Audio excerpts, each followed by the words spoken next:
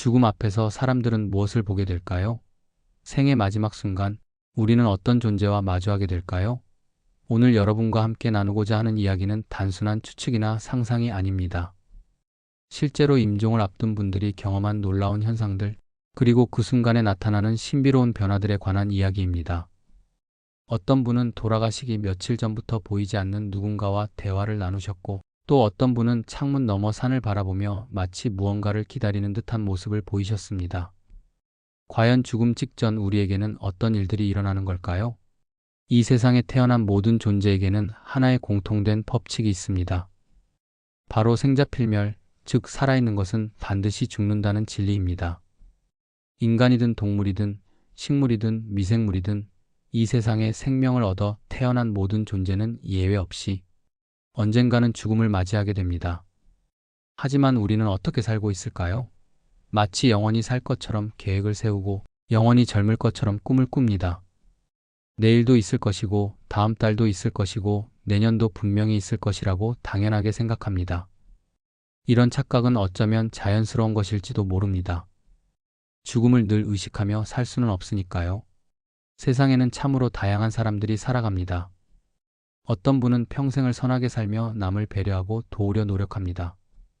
반면 어떤 분은 자신의 이익만을 추구하며 남에게 해를 끼치는 것도 마다하지 않습니다. 부유한 사람도 있고 가난한 사람도 있습니다. 권력을 가진 사람도 있고 힘없는 사람도 있습니다. 하지만 죽음 앞에서는 어떨까요? 죽음은 그 어떤 차별도 두지 않습니다. 선한 사람이든 악한 사람이든 부자든 가난한 사람이든 권력자든 일반인이든 상관없이 모든 사람에게 공평하게 찾아옵니다. 죽음 앞에서 우리는 모두 동일한 존재가 되는 것입니다. 그렇다면 죽음이 가까워올 때 우리 몸과 마음에는 어떤 변화가 일어날까요? 많은 분들이 자연스럽게 생을 마감하는 경우를 살펴보면 몇 가지 공통적인 현상들을 발견할 수 있습니다. 가장 먼저 나타나는 증상 중 하나가 바로 어지럼증입니다. 평소 건강하게 지내던 고령의 어르신이 갑자기 어지럽다고 호소하는 경우가 많습니다. 특별한 병이 있는 것도 아닌데 며칠 동안 계속 어지럽다고 말씀하시다가 어느 날 잠들듯이 조용히 세상을 떠나시는 경우를 종종 목격할 수 있습니다. 이와 함께 나타나는 것이 기력의 급격한 저하입니다. 평소와 다르게 몸이 무겁고 힘이 빠진다고 하십니다. 마치 온몸의 에너지가 서서히 빠져나가는 것 같다고 표현하시는 분들도 있습니다. 이런 현상을 우리 선조들은 탈기 현상이라고 불렀습니다. 기가 육신에서 빠져나가는 것이지요. 사람의 생명력을 지탱하는 근본적인 에너지인 기가 몸을 떠나기 시작하면 육체에 대한 통제력이 점차 사라지게 됩니다. 그리고 그 다음 단계로 혼이 육신을 떠나게 되는 것입니다. 이때 가장 주목할 점은 정신적인 변화입니다. 죽음이 가까워진 분들은 갑자기 과거를 돌아보기 시작합니다. 어린 시절의 기억, 젊었을 때의 일들, 가족과의 추억들을 자주 이야기하십니다. 때로는 이유 없이 감정이 변하기도 합니다. 갑자기 슬퍼하시거나 혹은 묘한 평온함을 보이시기도 합니다. 특히 인상 깊은 것은 삶에 대한 회한과 성찰이 깊어진다는 점입니다. 내가 살아온 인생이 과연 의미 있었을까? 누군가에게 상처를 주지는 않았을까? 좀 더 잘 살 수 있었는데 하는 생각들이 마음속에서 끊임없이 떠오른다고 합니다. 이런 상념의 급격한 증가는 우연이 아닙니다. 겉으로는 본인도 인식하지 못할 수도 있지만 영혼 차원에서는 이미 다가오는 죽음을 감지하고 있기 때문입니다. 마치 동물들이 지진이나 자연재해를 미리 감지하는 것처럼 우리의 영혼도 생명의 변화를 미리 알아차리는 것이지요. 우리가 일상에서 무심코 하는 생각들이 과연 우리 몸과 삶에 어떤 영향을 미칠까요? 놀랍게도 인간의 모든 행동과 변화는 하나의 명확한 순서를 따라 일어납니다. 바로 생각에서 시작해서 기의 작용을 거쳐 육신의 변화로 이어지는 과정입니다. 먼저 마음속에 어떤 생각이 떠오릅니다. 그 생각은 곧바로 우리 몸 안의 기에 영향을 미칩니다. 기가 움직이면서 변화가 일어나고 최종적으로 육체의 실제적인 변화가 나타나게 됩니다. 우리 선조들은 이를 상기라고 불렀습니다. 생각하는 상자와 기운의 기자를 합친 말이지요. 즉 생각이 곧 에너지를 일으키고 그 에너지가 우리의 몸과 삶을 지배한다는 의미입니다. 예를 들어 화가 날 때를 생각해 보십시오. 먼저 마음속에 분노의 생각이 일어납니다. 그러면 곧바로 가슴이 답답해지고 얼굴이 붉어지며 혈압이 오르는 등 몸에 변화가 나타납니다. 반대로 기쁜 생각을 하면 얼굴이 밝아지고 몸이 가벼워지는 것을 느낄 수 있습니다. 이 모든 것이 생각이 기를 통해 육체에 미치는 영향입니다. 그런데 죽음이 가까워진 분들에게는 특별한 상념의 변화가 나타납니다. 갑자기 과거를 돌아보는 생각이 많아집니다. 어린 시절의 기억, 부모님과의 추억, 젊었을 때의 일들이 마치 영화처럼 머릿속을 스쳐 지나갑니다. 이유 없이 감정이 변하기도 합니다. 갑자기 슬퍼지거나 때로는 묘한 평온함에 휩싸이기도 합니다. 특히 삶에 대한 회한과 성찰이 깊어집니다. 내가 과연 올바르게 살았을까? 누군가에게 상처를 주지는 않았을까? 좀 더 의미 있게 살 수 있었는데 하는 생각들이 끊임없이 떠오릅니다. 이런 상념의 급격한 증가는 결코 우연이 아닙니다. 겉으로는 본인도 인식하지 못할 수 있지만 영혼의 차원에서는 이미 다가오는 변화를 감지하고 있기 때문입니다. 그렇다면 우리가 흔히 말하는 기가 센 사람과 기가 약한 사람의 차이는 무엇일까요? 많은 분들이 단순히 기가 세면 좋고 약하면 나쁘다고 생각하시는데 사실은 그렇지 않습니다. 정말 중요한 것은 기의 세기가 아니라 기의 방향과 성질입니다. 기가 아무리 세더라도 그 방향이 잘못되어 있다면 오히려 해로울 수 있습니다. 실제로 기가 센 사람들 중에는 흉악한 범죄자들도 있고 폭력적인 성향을 가진 사람들도 있습니다. 또한 자신의 강한 기운으로 다른 사람들을 억압하고 지배하려는 성격을 가진 사람들도 많습니다. 악한 기운을 가진 사람들의 가장 큰 특징은 무엇일까요? 바로 타인의 고통에 대한 공감 능력이 거의 없다는 점입니다. 이런 사람들은 남이야 어떻게 되든 상관없고 나만 잘 되면 된다는 사고 방식을 가지고 있습니다. 자신과 자신이 좋아하는 극히 소수의 사람들만이 중요하고 나머지는 모두 자신의 목적을 위한 수단으로 여깁니다. 이들에게는 연민이나 죄책감, 배려심 같은 감정이 매우 부족합니다. 남을 밟고 올라서도 양심의 가책을 느끼지 않으며 자신의 이익을 위해서라면 다른 사람이 고통받는 것도 마다하지 않습니다. 심지어 그런 자신의 행동을 정당화하기도 합니다. 반면 선한 기운을 가진 사람들은 어떨까요? 이런 분들의 가장 큰 특징은 남에게 해를 끼치지 않으려고 노력한다는 점입니다. 심지어 작은 벌레 하나도 함부로 죽이지 않으려 합니다. 생명을 소중히 여기는 마음이 깊이 자리 잡고 있기 때문입니다. 선한 기운을 가진 사람들에게는 이타심과 역지사지의 마음, 그리고 공감 능력이 매우 강하게 나타납니다. 다른 사람의 처지에서 생각해 보려 노력하고 상대방의 아픔을 자신의 아픔처럼 느끼려 합니다. 이런 마음의 바탕에는 우주와 생명이 모두 하나로 연결되어 있다는 깊은 인식이 자리하고 있습니다. 결국 기의 진정한 가치는 그 세기에 있는 것이 아니라 어떤 방향으로 사용되느냐에 달려 있다고 할 수 있습니다. 선한 방향으로 사용되는 기운은 자신뿐만 아니라 주변 사람들, 나아가 온 우주에 긍정적인 영향을 미치게 됩니다. 많은 분들이 요즘 세상이 예전보다 훨씬 살벌해졌다고 말씀하십니다. 과연 무엇 때문에 이런 변화가 생겨난 것일까요? 그 답은 우리 사회가 점점 물질 중심으로 흘러가면서 정신세계가 약화되고 있다는 데서 찾을 수 있습니다. 현대 사회는 경쟁이 모든 것을 지배하는 시대입니다. 학교에서부터 직장에 이르기까지 살아남기 위해서는 끊임없이 경쟁해야 합니다. 더 좋은 성적을 받기 위해, 더 좋은 직장에 들어가기 위해, 더 많은 돈을 벌기 위해 치열하게 경쟁해야 하는 것이 현실입니다. 이런 사회 구조에서는 어떤 사람이 살아가기 더 수월할까요? 안타깝게도 악한 기운을 가진 사람들이 오히려 살기 편합니다. 이들은 남을 밟고 올라서도 죄책감을 느끼지 않기 때문입니다. 자신의 성공을 위해서라면 동료를 해치는 것도 부하 직원을 괴롭히는 것도 마다하지 않습니다. 양심의 가책을 느끼지 않으니 추저함 없이 자신에게 유리한 선택을 할 수 있습니다. 반면 선한 기운을 가진 사람들은 어떨까요? 이런 분들은 남을 해치면서까지 성공하고 싶지 않습니다. 다른 사람의 고통을 보면 마음이 아프고 누군가를 밟고 올라서는 것에 대해 깊은 죄책감을 느낍니다.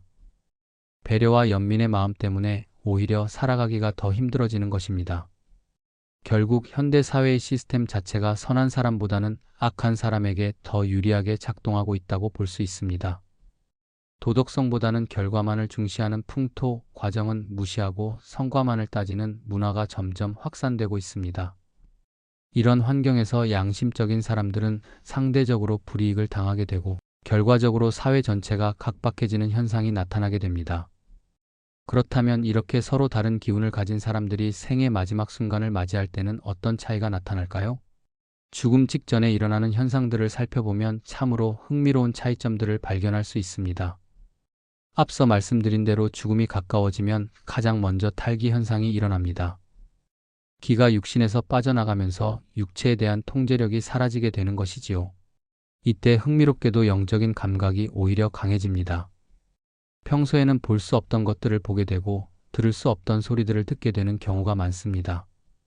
악한 기운을 가진 사람들의 임종 과정을 살펴보면 이들 역시 죽기 직전에 다양한 존재들을 보게 됩니다. 돌아가신 조상들이나 먼저 세상을 떠난 가족들, 때로는 전혀 알지 못하는 낯선 존재들이 나타나기도 합니다. 하지만 이때 나타나는 존재들이 반드시 편안하고 따뜻한 느낌을 주지는 않습니다. 때로는 두려움을 느끼게 하거나 불안감을 조성하는 존재들이 나타나기도 합니다. 생전에 악한 행동을 많이 했던 사람일수록 이런 경향이 더 강하게 나타난다고 합니다. 마치 자신이 살아온 방식에 따라 마중 나오는 존재들의 성격도 달라지는 것처럼 보입니다. 반면 선한 기운을 가진 사람들의 임종은 어떨까요? 이런 분들에게 나타나는 존재들은 대부분 온화하고 안정적인 모습을 보입니다. 따뜻하고 평온한 느낌을 주며 두려움보다는 안도감을 느끼게 해줍니다. 마치 오랫동안 기다려온 친구가 마중 나온 것처럼 자연스럽고 편안한 분위기 속에서 다음 세계로 인도받게 됩니다. 많은 분들이 저승사자라고 하면 무서운 모습을 상상하시지만 실제로는 그렇지 않다고 합니다. 저승사자의 모습도 시대에 따라 변한다고 하는데 현대에는 정장을 입은 단정하고 품위 있는 모습으로 나타나는 경우가 많다고 합니다. 마치 예의 바른 안내자처럼 정중하게 다음 세계로 인도해주는 역할을 한다는 것입니다. 결국 우리가 어떤 마음으로 살아왔느냐에 따라 죽음을 맞이하는 방식도 크게 달라진다는 것을 알 수 있습니다. 선한 마음으로 살아온 사람은 평온하고 자연스럽게 다음 세계로 넘어갈 수 있지만 악한 마음으로 살아온 사람은 그렇지 못할 수도 있다는 것이지요. 이것이 바로 우리가 살아있는 동안 어떤 마음가짐을 가져야 하는지를 보여주는 중요한 가르침이라고 할 수 있습니다. 이론적인 이야기만으로는 믿기 어려우실 수도 있습니다. 그래서 실제로 경험한 생생한 사례를 하나 말씀드리겠습니다. 바로 한 분의 외할머니에게 일어났던 놀라운 일들입니다. 그 외할머니께서는 돌아가시기 몇 주 전부터 이상한 말씀을 반복하셨습니다. 병졸들이 와서 가셔야 한다는 말씀을 자주 하셨던 것입니다. 가족들은 처음에는 나이가 드셔서 헛소리를 하시는 것이라고 생각했습니다. 하지만 계속해서 같은 이야기를 반복하시는 것을 보고 조금씩 궁금해지기 시작했습니다. 더욱 신기한 것은 이번에는 안 가지만 다음에는 꼭 가야 한다고 말씀하시는 것이었습니다. 마치 누군가와 협상을 하듯이 혹은 시간을 조금 더 달라고 부탁하는 듯한 말씀이었습니다. 가족들은 도대체 누구와 무슨 대화를 나누시는 것인지 이해할 수 없었습니다. 나중에 알고 보니 이는 저승사자의 예고 방문이었던 것 같습니다. 죽음이 가까워지면 미리 알려주러 오는 경우가 있다고 하는데 바로 그런 상황이었던 것이지요. 외할머니께서는 그 존재들과 대화를 나누시며 조금 더 시간을 달라고 부탁하셨던 것 같습니다. 더욱 놀라운 일은 손자에게 일어났습니다. 외할머니가 돌아가시기 며칠 전 손자는 꿈에서 할머니의 장례식 장면을 생생하게 보았습니다. 어떤 사람들이 참석할 것인지, 장례식장의 모습이 어떨 것인지, 심지어 조화의 배치까지 상세하게 꿈에서 보았던 것입니다. 그런데 실제로 외할머니가 돌아가시고 장례식을 치르게 되었을 때 그 모든 것이 꿈에서 본 것과 거의 동일했습니다. 참석자들의 얼굴, 장례식장의 배치, 조화의 위치까지 모든 것이 꿈에서 본 그대로였습니다. 이는 단순한 우연으로는 설명하기 어려운 신비로운 경험이었습니다. 외할머니의 임종 직전에 일어난 일은 더욱 인상 깊었습니다. 며칠 동안 거의 움직이지도 못하고 누워만 계시던 분이 갑자기 벌떡 일어나셨던 것입니다. 그리고는 창문을 열고 산을 바라보며 멍하니 서 있으셨습니다. 마치 무언가를 기다리거나 누군가를 맞이하려는 듯한 모습이었습니다. 이런 현상은 의학적으로도 잘 알려진 것입니다. 임종 전 각성이라고 부르는데 죽음이 임박한 환자가 갑자기 의식이 또렷해지거나 기력을 회복하는 듯한 모습을 보이는 현상입니다. 가족들은 혹시 회복되는 것이 아닌가 하고 희망을 품기도 하지만 대부분의 경우 이는 마지막 순간을 알리는 신호인 경우가 많습니다. 이런 일시적 회복 현상은 전 세계 곳곳에서 보고되고 있습니다. 유명한 사례 중 하나가 바로 애플의 창립자였던 스티브 잡스의 경우입니다. 그는 임종 직전에 가족들 뒤편을 바라보며 와우라는 감탄사를 남기고 조용히 눈을 감았다고 합니다.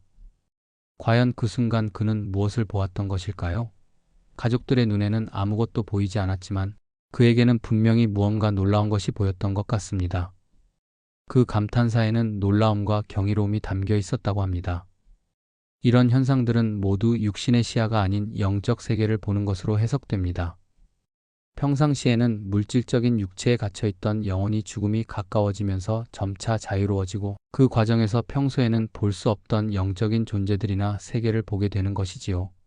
많은 임종 경험자들이 공통적으로 증언하는 것이 바로 이런 시야의 변화입니다.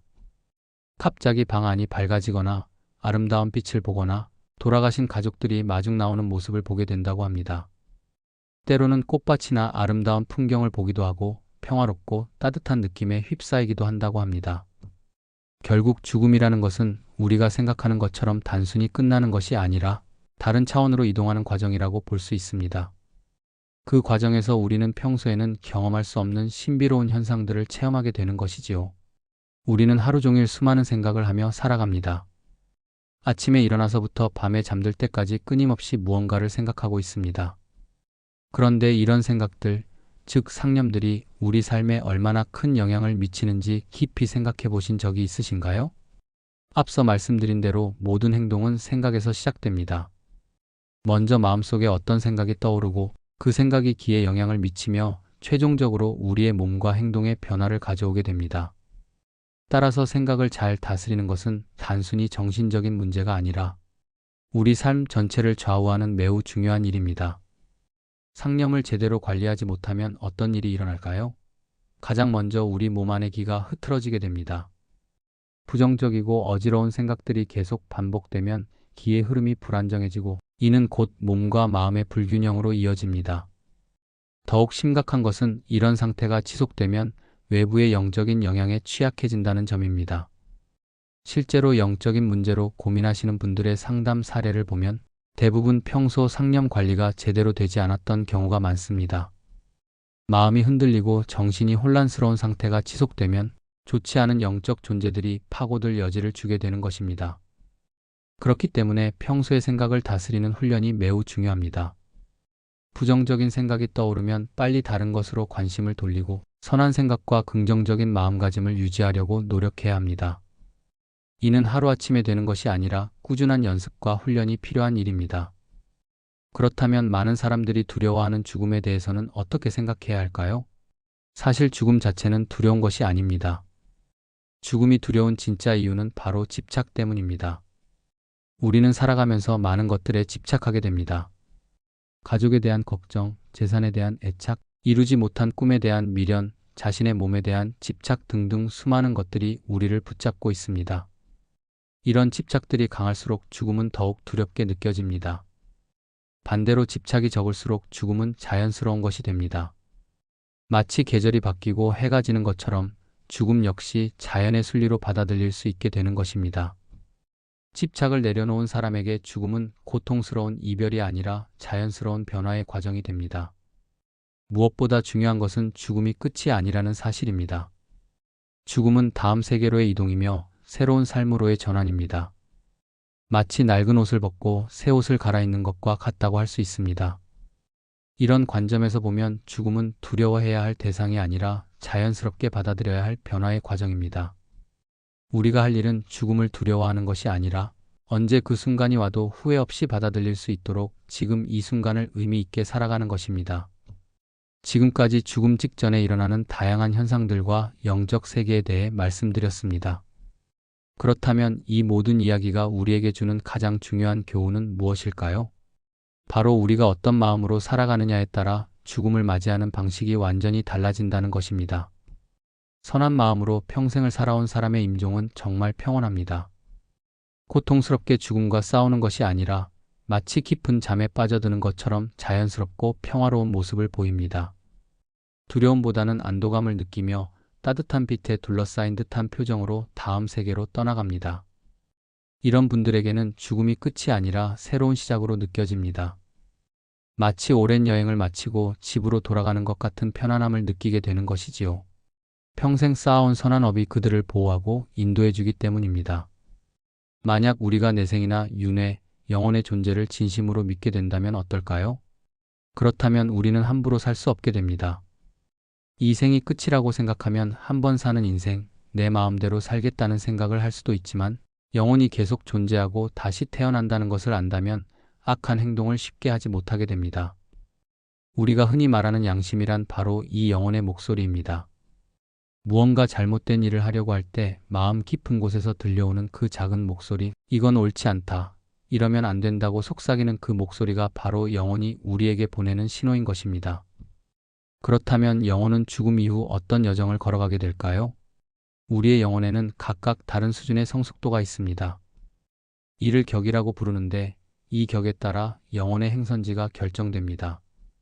성숙하고 발달한 영혼은 더 높은 차원의 세계로 이동하게 됩니다. 그곳에서는 더 깊은 깨달음과 평화를 경험하며 영원한 안식을 누릴 수 있습니다.